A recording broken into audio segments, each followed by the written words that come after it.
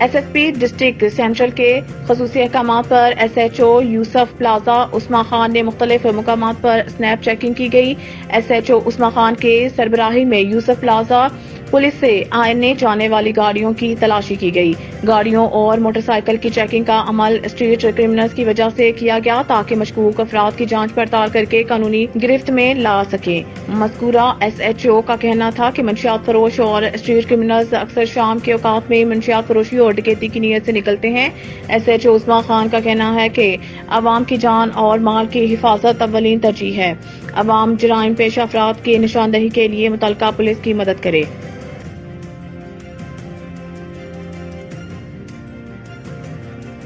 Police ने खुफिया इत्तला की बुनियाद पर थाना मलिर सिटी की हदूद बरहानी टाउन से पुलिस की वर्दी में मुलजिम मोहम्मद शफीक वल्द मोहम्मद सफर को गिरफ्तार किया। गिरफ्तार मुलजिम गैर कानूनी तौर पर पुलिस की वर्दी पहनकर खुद को पुलिस एहलकार जाहिर करता था। मुलजिम ने दौरान तफ्तीश इंकशाफ किया कि वो शहर के मुख्तलिफ जगहों पर पुलिस की वर्दी इस्तेमाल करके असलाह के जोर पर शहरियों से लूट मार करके फरार हो जाता था।